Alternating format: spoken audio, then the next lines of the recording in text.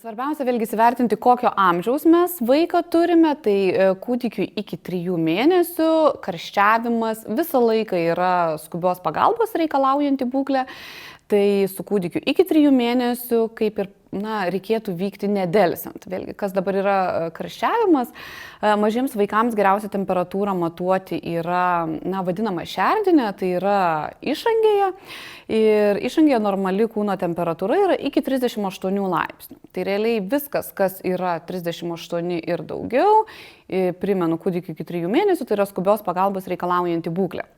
Jeigu mes turime vyresnius vaikučius, ypatingai virš 6 mėnesių, tai nuo 6 mėnesių mes pradedam tikėtis iš jų, kad jie gali sirgti visomis banaliomis virusinėmis infekcijomis. Nes iki to laiko jie turi tarsi apsaugą gautą iš mamos per placentą nuo tų ligų, kuriomis mama sirgo arba buvo skiepyta nėštumo metu. Tai nuo 6 mėnesių temperatūra nebėra, jos skaitinė išraiška nebėra indikatorius, kada reikia skubėti ieškoti pirmos pagalbos. Nes realiai vaikas dėl banalios slogos gali karščiuoti 40 laipsnių, bet nuo to jam grėsmės kažkokios nekyla. Taigi mes vertinam bendrą vaiko būklę, bet labai svarbu atsiminti, kad vertinam bendrą vaiko būklę ne tada, kada temperatūra kyla, nes jos kilimo metu yra visiškai normalu, kad vaikas nesijaus komfortiškai. Tai reiškia, jis arba jam spazmuos, galbūt kries šaltis, galbūt kažką skaudės, bet vaiko bendrą būklę vertinam tada, kada ta temperatūra nukrenta.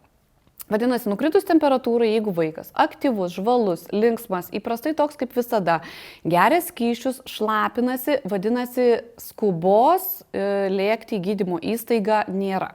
Vadinasi, jūs turite užtikrinti, kad vaikas išgertų pakankamai skysčių, kad jisai šlapintųsi. Ir kad jisai būtų toks kaip įprasta. Atskiras niuansas yra, jeigu mes esant temperatūrai pamatome hemoraginį bėrimą. Tai yra toks bėrimas, kuris paspaudus neblykšta, tai yra tarsi tokios kraujosruvos po oda. Tai tokia situacija nepriklausomai jau nuo vaiko būklės, kaip ir reikalautų gydytojo įvertinimo, nes kartais tai pasireiškia sudėtingos bakterinės infekcijos. Ir nesant gydymo įstaigoje labai sunku nustatyti, kas tokią būklę sukėlė. Tai svarbiausia vertinti bendrą vaiko savijautą, o ne skaičiukus termometrą.